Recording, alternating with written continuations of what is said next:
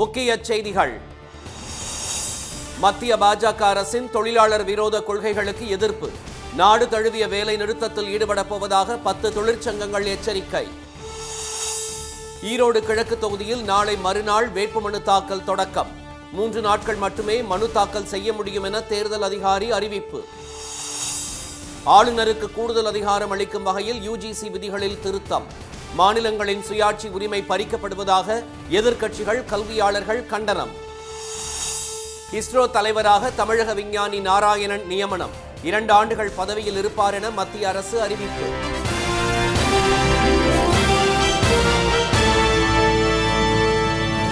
வணக்கம். வணக்கம். பழைய ஓய்வூதிய திட்டம், 8வது சம்பள கமிஷன் உள்ளிட்டவற்றை வலியுறுத்தி 10 மத்திய தொழிற்சங்கங்கள் நாடு தழுவிய பொது வேலைநிறுத்தம் செய்யப்போவதாக எச்சரித்துள்ளதால் மத்திய அரசுக்கு பெரும் நெருக்கடி ஏற்படும் சூழல் உருவாகியுள்ளது. மத்திய பாஜக அரசு விவசாயிகள் மற்றும் தொழிலாளர் விரோத கொள்கைகளை கடைபிடித்து வருவதாக பல்வேறு தரப்பில் இருந்தும் தொடர்ந்து குற்றச்சாட்டுகள் எழுந்து வருகின்றன. இதனிடையே தொழிலாளர் நலன் என கூறி அவர்களுக்கு எதிரான 4 முக்கிய அறிவிப்புகளை வெளியிட மத்திய அரசு திட்டமிட்டிருப்பதாக கூறப்படுகிறது. இந்நிலையில் பாஜக அரசின் இந்த முடிவுக்கு பட்ஜெட்டுக்கு முந்தைய ஆலோசனை கூட்டங்களில் தேசிய அளவிலான 10 தொழிற்சங்கங்கள் கடும் எதிர்ப்பு தெரிவித்துள்ளன. மத்திய நிதியமைச்சர் திருமதி நிர்மலா சீதாராமன் தலைமையில் நடைபெற்ற ஆலோசனை கூட்டத்தில் குறிப்பாக தொழிலாளர் விதிமுறைகளை செயல்படுத்தவும் அது தொடர்பான அறிவிப்புகளை வெளியிடவும் எதிர்ப்பு தெரிவிக்கப்பட்டது. எனினும் பாஜக அரசுக்கு ஆதரவான பாரதிய மஸ்தூர் சங்கம் மற்றும் ஒரு சில அமைப்புகள் கூலி மற்றும் சமூக பாதுகாப்பு தொடர்பான நெறிமுறைகளை வெளியிடுமாறு கேட்டுக்கொண்டதாக தகவல்கள் தெரிவிக்கின்றன. இதனிடையே 10 தொழிற்சங்கங்கள் கூட்டாக வெளியிட்டுள்ள அறிக்கையில் மத்திய அரசின் மக்கள் விரோத, தொழிலாளர் விரோத கொள்கைகளால் தாங்க முடியாத துயரங்கள் மற்றும் வேலை இழப்புகள் ஏற்படுவதாக தெரிவிக்கப்பட்டுள்ளது. எனவே தொழிலாளர்களுக்கு எதிரான அறிவிப்புகள் வெளியிடப்பட்டால் நாடு தழுவிய பொது வேலை நிறுத்தம் உரிய நேரத்தில் அறிவிக்கப்படும் என்று எச்சரிக்கப்பட்டுள்ளது. எனினும் பொது வேலை நிறுத்தத்திற்கான ஆயத்த பணிகளில் உடனடியாக ஈடுபடுவோம் என்றும் தெரிவிக்கப்பட்டுள்ளது. பட்ஜெட் கொள்கைகளை எதிர்த்து வரும் பிப்ரவரி 5ஆம் தேதி மாவட்ட மற்றும் தாலுகா அளவில் தொழிற்சங்கங்கள் ஒன்றிணைந்து கூட்டு போராட்டங்களை நடத்தும் என்றும் அறிவிக்கப்பட்டுள்ளது. தொழிலாளர்களின் நலன் சார்ந்து மத்திய அரசு அறிவிக்க உள்ள கொள்கைகள் இருக்க வேண்டும் என்றும் தொழிற்சங்கங்கள் கூட்டாக வலியுறுத்தியுள்ளன. ஈரோடு கிழக்கு சட்டப்பேரவை தொகுதியில் 3 நாட்கள் மட்டுமே வேட்புமனு தாக்கல் செய்ய அனுமதிக்கப்படும் என்று மாவட்ட தேர்தல் அதிகாரி திரு ராஜகோபால் சுன்கரா தெரிவித்துள்ளார். 2021ஆம் ஆண்டு நடைபெற்ற சட்டப்பேரவை தேர்தலில் ஈரோடு கிழக்கு தொகுதியில் திமுக கூட்டணியில் காங்கிரஸ் சார்பில் போட்டியிட்ட திருமகன் ஈவேரா வெற்றி பெற்றார். அவரது மறைவிற்கு பிறகு 2023ஆம் ஆண்டு பிப்ரவரி 27ஆம் தேதி நடைபெற்ற இடைத்தேர்தலில் திமுக கூட்டணியில் போட்டியிட்ட அவரது தந்தை EVKS இளங்கோவன் வெற்றி பெற்றார். உடல்நலக்குறைவு காரணமாக கடந்த மாதம் 14ஆம் தேதி அவர் காலமானதை தொடர்ந்து ஈரோடு கிழக்கு தொகுதிக்கு அடுத்த மாதம் 5ஆம் தேதி இடைத்தேர்தல் அறிவிக்கப்பட்டுள்ளது. இதுகுறித்து ஈரோட்டில் நேற்று செய்தியாளர்களிடம் பேசிய அந்த மாவட்ட தேர்தல் அதிகாரி திரு ராஜகோபால் சுன்கரா, பொங்கல் பண்டிகை விடுமுறைகள் வருவதால் வரும் 10, 13, 17 ஆகிய தேதிகளில் மட்டுமே வேட்புமனு தாக்கல் செய்ய அனுமதி வழங்கப்படும் என்றார். அரசு விடுமுறை நாட்களில் இது தாக்கல் செய்ய முடியாது. இப்போ 10ஆம் தேதி, 13ஆம் தேதி, 17ஆம் தேதி லோக்கல் ஹாலிடே அறிவித்திருந்தாலும் அது நெகோஷியபிள் இன்ஸ்ட்ருமெண்ட் ஆக்ட் படி இல்லைன்னு சொல்லியிருக்கிறாங்க. ஸோ இந்த 3 நாட்களில் வேட்புமனு தாக்கல் செய்யலாம். தேர்தல் தேதி அறிவிக்கப்பட்டுள்ளதால் நடத்தை விதிகள் உடனடியாக அமலுக்கு வந்துள்ளன. வேட்புமனு தாக்கல் நாளை மறுநாள் தொடங்கி 17ஆம் தேதி முடிவடையும். வேட்புமனு பரிசீலனை 18ஆம் தேதி நடைபெறும். வேட்புமனுக்களை திரும்பப் பெற இந்த மாதம் 20ஆம் தேதி கடைசி நாளாகும். அடுத்த மாதம் 8ஆம் தேதி வாக்கு எண்ணிக்கை நடைபெற உள்ளது. தொகுதி முழுவதும் 3 பறக்கும் படை குழுக்கள் 24 மணி நேரமும் கண்காணிப்பில் ஈடுபட்டுள்ளன. துணைவேந்தரை தேர்ந்தெடுப்பதற்கான தேடுதல் குழுவை ஆளுநரை நியமிப்பார் என்ற UGCயின் புதிய அறிவிப்புக்கு பல்வேறு அரசியல் கட்சி தலைவர்கள் கண்டனம் தெரிவித்துள்ளனர். தமிழ்நாடு கல்வி, வேலைவாய்ப்பு, ஜவுளி மற்றும் தொழில்துறை உட்பட பல்வேறு துறைகளில் நாட்டிலேயே முதன்மையான மாநிலமாக திகழ்கிறது.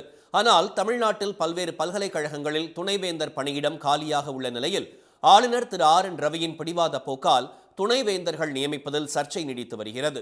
இந்நிலையில் துணைவேந்தர் நியமன விவகாரத்தில் ஆளுநர்களுக்கு அதிக அதிகாரம் வழங்கும் வகையில் UGC விதிமுறைகளை மாற்றியுள்ளது. இதையடுத்து நாட்டிலேயே தரம் வாய்ந்த அதிக கல்வி நிறுவனங்களை கொண்டுள்ள தமிழ்நாடு அவற்றின் சுயாட்சி பறிக்கப்படுவதை பார்த்துக்கொண்டு அமைதியாக இருக்காது என்று முதலமைச்சர் மு.க.ஸ்டாலின் தெரிவித்துள்ளார். இதுபோல் அரசியலமைப்பு சட்டப்படி கல்வி பொது பட்டியலில் உள்ள நிலையில் மாநில அரசின் உரிமையை பறிக்கும் விதமாக செயல்படும் மத்திய பாஜக அரசின் மாநில விரோத போக்கிற்கு எதிராக நீதிமன்றத்தை நாடி மாநில உரிமைகளை பாதுகாப்பது மிக அவசியம் என தமிழ்நாடு காங்கிரஸ் தலைவர் திரு கு செல்வ பெருந்தகை கேட்டுக் கொண்டுள்ளார். பல்கலைக்கழக மானியக் குழுவின் அதிகார பறிப்பு உத்தரவை உடனடியாக திரும்பப் பெற வேண்டும் என இந்திய கம்யூனிஸ்ட் கட்சியின் மாநில செயற்குழு வலியுறுத்தியுள்ளது. இதனிடையே ஆளுநருக்கு அதிக அதிகாரம் தரப்படுவதை கண்டித்து சென்னை சாஸ்திரி பவன் முன் தந்தை பெரியார் திராவிட கழகம் சார்பில் போராட்டம் நடைபெற்றது. இதையடுத்து போராட்டத்தில் கலந்து கொண்ட அனைவரும் கைது செய்யப்பட்டனர்.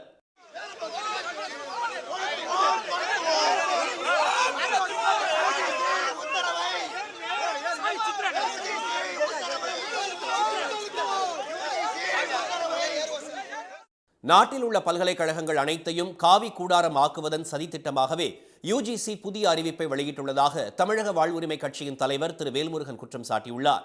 தமிழ்நாட்டில் உள்ள அனைத்து கட்சிகளும் முதலமைச்சர் தலைமையில் ஒன்றிணைந்து யுஜிசியின் சட்டவிரோத மாற்றங்களை தடுக்க முன்வர வேண்டும் என்று கொங்குநாடு மக்கள் தேசிய கட்சியின் பொதுச் செயலாளர் திரு ஈஸ்வரன் வலியுறுத்தியுள்ளார்.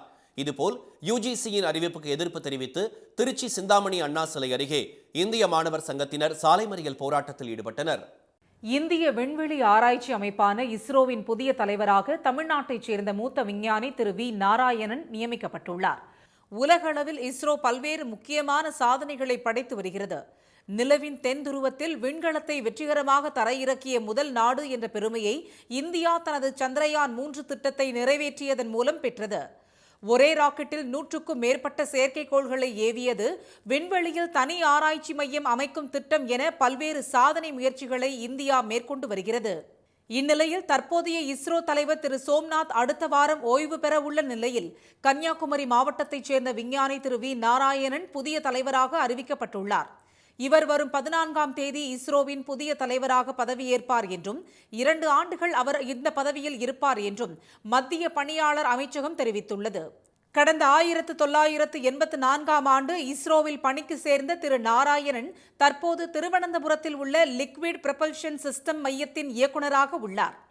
விண்வெளி ஆராய்ச்சி பணியில் 40 ஆண்டுகளுக்கு மேலாக அனுபவம் கொண்ட இவர் கிரையோஜெனிக் என்ஜின், GSLV Mark 3 உள்ளிட்ட பல்வேறு முக்கிய திட்டங்களில் பணியாற்றியவர் என்பது குறிப்பிடத்தக்கது. விளையாட்டு வீரர்களுக்கு பொருளாதாரம் ஒரு தடையாக இருக்கக்கூடாது என்பதற்காக பல்வேறு சலுகைகளை திராவிட மாடல் அரசு செய்து வருவதாக துணை முதலமைச்சர் திரு உதயநிதி ஸ்டாலின் தெரிவித்துள்ளார். சென்னை நேரு உள் விளையாட்டு அரங்கில் ஆசிய மற்றும் தேசிய விளையாட்டுப் போட்டிகளில் சிறந்து விளங்கும் 1021 வீரர் வீராங்கனைகளுக்கு ஊக்கத்தொகைக்கான காசோலை வழங்கும் நிகழ்ச்சி நேற்று நடைபெற்றது. இதில் கலந்து கொண்ட துணை முதலமைச்சர் திரு உதயநிதி 26 கோடியே 69 லட்சம் அளவிலான ஊக்கத்தொகைக்கான காசோலைகளை வழங்கினார். பின்னர் பேசிய அவர், விளையாட்டு வீரர்களுக்கு வறுமை ஒரு தடையாக இருக்கக்கூடாது என்பதற்காக தமிழ்நாடு சாம்பியன் அறக்கட்டளை என்ற திட்டத்தை தொடங்கியதாக கூறினார்.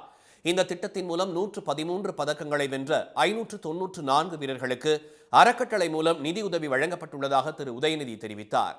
பல விளையாட்டு வீரர்கள் வறுமையில் வாடுகிறார்கள், வறுமையில் இருக்கிறார்கள் என்று பொதுவாக சொல்வார்கள். ஆனால் நம்முடைய திராவிட மாடல் அரசு அமைந்த பிறகு அந்த நிலை முற்றிலும் மாறப்பட்டுள்ளது.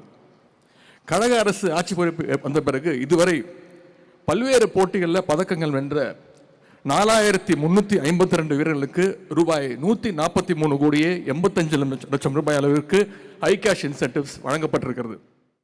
உலகத்தில் எந்த மூலையில் விளையாட்டுப் போட்டிகள் நடந்தாலும் அதில் தமிழக விளையாட்டு வீரர்களை கலந்து கொள்ள வைப்பதே தங்கள் கடமை என்று திரு உதயநிதி கூறினார். விளையாட்டு வீரர்கள் வேலைக்காக விண்ணப்பித்திருந்தால் அவர்களுக்கு உடனே பணி வழங்க வேண்டும் என்று உத்தரவிட்டுள்ளதாக அவர் தெரிவித்தார். அரசு மற்றும் பொதுத்துறை நிறுவனங்களில் 3% இடஒதுக்கீட்டின்படி பணி வழங்கப்படுவதாக திரு உதயநிதி கூறினார். முன்னதாக மாநிலத்தில் பல இடங்களில் பல கோடி ரூபாய் மதிப்பில் விளையாட்டு நலத்திட்டங்களுக்கான அடிக்கலை அவர் நாட்டினார். உயர்நீதிமன்ற நீதிபதிகள் நியமனத்தில் சமூக நீதியை பின்பற்ற வேண்டும் என்று தமிழ்நாடு மற்றும் புதுச்சேரி வழக்கறிஞர்கள் சங்கங்கள் வலியுறுத்தியுள்ளன. உயர்நீதிமன்றம் மற்றும் அதன் மதுரை கிளையில் நீதிபதிகளின் எண்ணிக்கை 65ஆக உள்ள நிலையில் நீதிபதி திரு சேஷசாயி பணி ஓய்வு பெற்றுள்ளார். இந்த ஆண்டு மேலும் 11 நீதிபதிகள் ஓய்வு பெற உள்ளனர். காலியாகும் பணியிடங்களுக்கு புதிய நீதிபதிகளை நியமிக்கும் நடைமுறை ஓரிரு நாட்களில் தொடங்க உள்ளன. உயர்நீதிமன்ற தலைமை நீதிபதி திரு KR ஸ்ரீராம் தலைமையிலான கொலிஜியம் புதிய நீதிபதிகளை தேர்வு செய்து பரிந்துரைக்க உள்ளது. புதிய நீதிபதிகளை தேர்வு செய்யும் போது சமூக நீதி பின்பற்றப்பட வேண்டும் என மூத்த வழக்கறிஞர்கள் வலியுறுத்தியுள்ளனர். நீதிபதிகள் நியமனம் என்று சொன்னால் இடஒதுக்கீடு முறை என்பது கிடையாது. ஆனால் அதே வேளையில் பிரதிநிதித்துவம் அவர்களுக்கு உரிய வகையில் வழங்கப்பட வேண்டும் என்று பல்வேறு தருணங்களில் உச்சநீதிமன்றம் சுட்டிக்காட்டியிருக்கிறது. தேசிய சட்ட ஆணையம் இதை சொல்லியிருக்கிறது. நீதிபதி வெங்கடாச்சலயா குழு அந்த அரசிற்கு கொடுத்த பரிந்துரையில் இந்தியா முழுவதும் இருக்கக்கூடிய உயர்நீதிமன்ற நீதிபதிகளில் பிற்படுத்தப்பட்ட தாழ்த்தப்பட்ட பிரிவை சார்ந்தவர்கள் மிகவும் குறைவாக இருக்கிறார்கள். எனவே அவர்களுக்கு வாய்ப்புகளை வழங்க வேண்டும் என்று சொன்ன அந்த பரிந்துரை இன்றைக்கும் நடைமுறைப்படுத்தப்படாமல் இருந்து கொண்டிருக்கிறது. சென்னை உயர்நீதிமன்றத்தில் தற்போது 12 நீதிபதிகள் உயர்சாதி பிரிவுகளை சேர்ந்தவர்கள் உள்ளதாக வழக்கறிஞர் அமைப்புகள் சுட்டிக்காட்டுகின்றன. மக்கள் தொகையில் 3% விகிதாச்சாரம் உள்ள சாதியினர் உயர்நீதிமன்ற பிரதிநிதித்துவத்தில் 18% உள்ளனர். எனவே நீதிபதிகள் நியமனத்தில் அனைத்து சமூகத்திற்கும் பிரதிநிதித்துவம் அளிக்க வேண்டும் என்று தமிழ்நாடு மற்றும் புதுச்சேரி பார் கவுன்சில் நிர்வாகிகள் வலியுறுத்தி உள்ளனர்.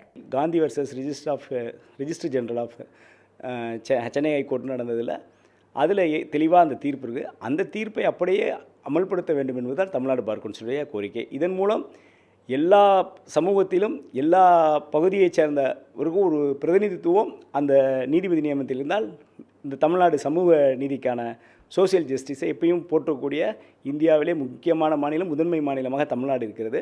அது தொன்று தொட்டு வர வேண்டும் என்பதே தமிழ்நாடு பார் கவுன்சிலின் கோரிக்கை. இந்திய சமூகம் என்பது பல்வேறு சாதிய ரீதியாகவும் பல்வேறு மதம் சார்ந்தவர்களாகவும் பல்வேறு மொழி பேசக்கூடியவர்களும் இருக்கக்கூடிய ஒரு சமூக அமைப்பில் அனைத்து சமூகத்தை சார்ந்தவர்களுடைய பிரதிநிதித்துவம் என்பது இருக்க வேண்டும் என்கின்ற கோரிக்கை என்பது வழக்கறிஞர்கள் மத்தியிலும் பல்வேறு வழக்கறிஞர் அமைப்புகளும் பல்வேறு சமூக ஆர்வலும் இன்றைக்கி முன்னிறுத்தி வரக்கூடிய சூழலில் அனைத்து தரப்பினுடைய உள்ளடக்கிய ஒரு நீதித்துறை இருக்க வேண்டும் என்பதுதான் எங்களுடைய கோரிக்கை. நீதிபதிகள் தேர்வில் சமூக நீதியை உறுதி செய்ய வேண்டும் என உயர்நீதிமன்ற தலைமை நீதிபதியிடம் தமிழ்நாடு மற்றும் புதுச்சேரி பார் கவுன்சில் மற்றும் அகில இந்திய பார் கவுன்சில் சார்பில் கடிதமும் அளிக்கப்பட்டுள்ளது. அனைத்து சாதியினருக்கும் சம வாய்ப்பு வழங்க வேண்டும் என்றும் நீதித்துறையில் சமூக நீதியை கடைபிடிக்க வேண்டும் என்றும் வழக்கறிஞர்கள் அமைப்பினர் வலியுறுத்தியுள்ளனர். சென்னை புத்தக காட்சியில் தந்தை பெரியார் தொடர்பான புத்தகங்களை வாங்க இளைஞர்களிடையே அதிக ஆர்வம் காணப்படுகிறது. நந்தனம் OMCA மைதானத்தில் கடந்த டிசம்பர் 27ஆம் தேதி தொடங்கிய 48வது புத்தக காட்சி விறுவிறுப்பாக நடைபெற்று வருகிறது. இங்கு பெரியார் தொடர்பான புத்தக ஸ்டால்களில் இளைஞர்கள் கூட்டம் அதிகரித்து காணப்படுகிறது. சமத்துவம், சமூக நீதி, பெண்ணுரிமை வலியுறுத்திய தந்தை பெரியார் இந்த மண்ணை விட்டு மறைந்து 50 ஆண்டுகளை கடந்த பின்பும் இன்றைய இளைஞர்களுக்கும் வழிகாட்டியாக திகழ்கிறார். அவர் எழுதிய பெண் ஏன் அடிமையானாள் முதல் பெரியாரின் கருத்துக்கள், பெரியார் பற்றிய புத்தகங்கள், அவரின் வாழ்வியலை, ஆலோசனைகளை, பொன்மொழிகளை அதிக அளவில் இளைஞர்கள் வாங்கிச் செல்கின்றனர். முதல்ல தான் பெரியாரை வந்து வெறும் ஒரு கடவுள் மறுப்பு கொள்கையாளராக மட்டும் எல்லாரும் பார்த்துட்டு இருந்தாங்க. ஆனால் அவர் அது மட்டும் கிடையாது. அவர் நிறைய அதை தாண்டி நிறைய விஷயங்களை பேசியிருக்காரு, நிறைய ஐடியாலஜி அவர் வந்து ஷேர் பண்ணியிருக்காருங்கிற பட்சத்தில் அவரை எல்லாருக்குமான எல்லா கருத்துக்களுக்குமான ஒரு நபராகவே பார்க்க ஆரம்பிச்சிட்டாங்க. ஸோ எந்த ஒரு கொஸ்டினுக்கு ஒரு பதில் வேணும்னா நம்ம பெரியாரை படிக்கலாம் அப்படிங்கிற ஒரு தாட் வந்து இப்போ இன்றைக்கி இருக்க இளைஞர்களுக்கு வந்து வந்திருக்கு. அதனால் நாங்களும் அப்படி தான் நோக்கி வந்திருக்கோம். ஒவ்வொரு ஆண்டும் பெரியாரின் புத்தகங்கள் அதிக அளவிலேயே விற்பனையாகி வருவதாகவும், குறிப்பாக கடந்த ஆண்டை விட இந்த ஆண்டின் கடந்த 10 நாட்களில் மட்டுமே பெரியாரை பற்றிய 50% புத்தகங்கள் விற்பனையாகி உள்ளதாகவும் விற்பனையாளர்கள் தெரிவித்தனர். குறிப்பாக 18 வயதிலிருந்து 40 வயதுக்குட்பட்ட இளைஞர்கள் அதிக அளவில் பெரியாரை தேடி வருகிறார்கள் என விற்பனையாளர்களும் மகிழ்ச்சி தெரிவித்தனர். புத்தகங்களை மட்டுமே ஆயுதமாக வைத்து ஒரு 100 ஆண்டு புரட்சியை செய்தவர் தந்தை பெரியார். அப்போ அந்த 100 கால புரட்சியில் அவருடைய எழுத்துகளும் பேச்சுகளும் இன்றைக்கு இருக்கக்கூடிய இளைஞர்களுக்கு ஒரு ஆயுதமாக இருக்குது. இன்னொரு பக்கம் பார்த்தோம்னா இத்தனை இளைஞர்கள் தந்தை பெரியாரை நோக்கி வருவதற்கு காரணம் அத்தனை இளைஞர்களுக்கும் சமத்துவத்தை பிடிச்சிருக்குன்னு அர்த்தம். புத்தக திருவிழாவில் பெரியார் புத்தகங்கள் அதிக அளவில் விற்பனையாகி வருவதால் குழந்தைகளுக்கு விற்கப்படும் கார்ட்டூன் புத்தக அரங்கில் கூட பெரியாரின் புத்தகம் விற்பனைக்கு வைக்கப்பட்டுள்ளது. சென்னை கிழக்கு கடற்கரை சாலையில் உள்ள முட்டுக்காடு படகு இல்லத்தில் 5 கோடி ரூபாய் மதிப்பில் அமைக்கப்பட்ட மிதக்கும் உணவக கப்பல் பொதுமக்களின் சேவைக்கு திறக்கப்பட்டுள்ளது. முட்டுக்காடு படகு குழாமில் சுற்றுலா பயணிகளை கவரும் விதமாக ஏற்கனவே வாட்டர் ஸ்கூட்டர், ஸ்பீட் போர்டு, கைப்படகு உள்ளிட்டவை அமைக்கப்பட்டுள்ளது. இந்நிலையில் தமிழ்நாடு சுற்றுலா மேம்பாட்டு கழகம் சார்பில் 125 அடி நீளம், 25 அடி அகலத்தில் 2 அடுக்கு மிதவை உணவக கப்பல் கட்டப்பட்டுள்ளது. கடந்த ஒரு ஆண்டிற்கும் மேலாக நடைபெற்று வந்த இதற்கான கட்டுமான பணிகள் நிறைவடைந்து நேற்று சுற்றுலாத்துறை அமைச்சர் திரு ராஜேந்திரன் மற்றும் தொழில்துறை அமைச்சர் திரு தாமோ அன்பரசன் ஆகியோர் திறந்து வைத்தனர். மிதக்கும் உணவு கப்பல் மித வேகத்தில் நகர்ந்து செல்லும் போது இயற்கை அழகை ரசித்தபடி உணவு அருந்தும் வசதி சுற்றுலா பயணிகளை வெகுவாக கவர்ந்துள்ளது.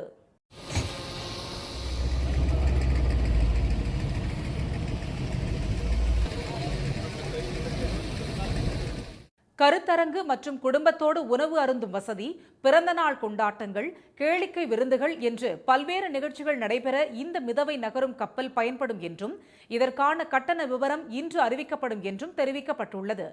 முட்டுக்காடு போன்று மாநிலத்தில் உள்ள 300 சுற்றுலா மையங்களை மேம்படுத்த தமிழ்நாடு அரசு திட்டமிட்டுள்ளது என்பது குறிப்பிடத்தக்கது. தமிழ்நாட்டில் பல இடங்களில் கல்லூரிகளில் ஆட்டம் பாட்டத்துடன் கல்லூரி மாணவர்கள் பொங்கல் விழாவை கொண்டாடினர். தமிழர் திருநாளாம் தைப்பொங்கல் மற்றும் தமிழ் புத்தாண்டு வரும் 14ஆம் தேதி கொண்டாடப்பட உள்ளது. பெரம்பலூரில் உள்ள தனியார் கல்லூரியில் ஜல்லிக்கட்டு காளை, பறை இசை, மாட்டு வண்டிகளில் சீர்வரிசைகளுடன் பொங்கல் கொண்டாட்டங்கள் களைகட்டின. தமிழர்களின் பாரம்பரிய உடையான வேட்டி சேலை அணிந்து வந்த மாணவ மாணவிகள் சீர்வரிசை தட்டுகளுடன் ஊர்வலமாக சென்றனர். பின்னர் பல வண்ண கோலங்கள் மற்றும் கரும்பு தோரணங்களுக்கு நடுவே பொங்கல் வைத்தனர். சிறுதானியங்களை கடவுளுக்கு படைத்து வழிபட்ட மாணவர்கள் கால்நடைகளுக்கும் பொங்கல் மற்றும் பழங்களை உணவாக வழங்கினர். பின்னர் திரைப்பட பாடல்களுக்கு அவர்கள் குத்தாட்டம் போட்டனர். சிவகாசி தனியார் கல்லூரியில் நடந்த தமிழர் மரபு திருவிழாவில் வேட்டி சேலை கட்டி வந்த மாணவ மாணவிகள் தேங்காய், வாழைப்பழம், பனங்கிழங்கு, காய்கறிகள், கரும்பு, முளைப்பாரியுடன் ஊர்வலமாக சென்றனர். கரகம், பொய்க்கால் குதிரை, சிலம்பம், பம்பரம், கும்மி, மல்லர் கம்பம் ஆகிய பாரம்பரிய விளையாட்டுகளையும் கலைகளையும் மாணவர்கள் நினைவுபடுத்தினர். தமிழர்கள் பயன்படுத்திய பொருட்களை காட்சிப்படுத்திய அவர்கள் பொங்கல் வைத்ததுடன் இளவட்ட கல்லை தூக்குதல், கண்ணை கட்டிக்கொண்டு பானையை உடைத்தல், கிடா சண்டை உள்ளிட்டவையும் அரங்கேறின. இதற்கு மகுடம் சேர்ப்பதாக மாணவர்களின் நடன நிகழ்ச்சிகளும் நடைபெற்றன. தஞ்சாவூரில் நடந்த சமத்துவ பொங்கல் விழாவில் கல்லூரி வளாகத்தில் கிராமத்து சூழல் உருவாக்கப்பட்டு அதன் நடுவே கொண்டாட்டங்கள் களைகட்டின. குடிசை, அதன் முன்பு வண்ண கோலங்கள், கரும்பு தோரணங்கள், வேட்டி சேலை கட்டிய மாணவ மாணவிகள் என பொங்கல் விழா உற்சாகமாக நடந்தன. கரகாட்டம், ஒயிலாட்டத்துடன் திரைப்பட பாடல்களுக்கு மாணவிகள் கூட்டமாக நடனமாடி மகிழ்ந்தனர். மீண்டும் முக்கிய செய்திகள். பழைய ஓய்வூதிய திட்டம், 8வது சம்பள கமிஷன் உள்ளிட்ட கோரிக்கைகளை வலியுறுத்தி 10 மத்திய தொழிற்சங்கங்கள் நாடு தழுவிய பொது வேலைநிறுத்தம் செய்யப்போவதாக எச்சரித்துள்ளது. ஈரோடு கிழக்கு சட்டப்பேரவை தொகுதியில் 3 நாட்கள் மட்டுமே வேட்புமனு தாக்கல் செய்ய அனுமதிக்கப்படும் என்று மாவட்ட தேர்தல் அதிகாரி ராஜகோபால் சுன்கரா தெரிவித்துள்ளார். இஸ்ரோவின் புதிய தலைவராக தமிழ்நாட்டைச் சேர்ந்த மூத்த விஞ்ஞானி நாராயணன் நியமிக்கப்பட்டுள்ளார். இத்துடன் இந்த செய்திகள் நிறைவடைந்தன. மீண்டும் சன் டிவியில் செய்திகள் மாலை 6 மணிக்கு. செய்திகளை உடனுக்குடன் தெரிந்து கொள்ள QR கோடை ஸ்கேன் செய்து சன் நியூஸ் வாட்ஸ்அப் சேனலில் இணைந்திருங்கள். வணக்கம். வணக்கம்.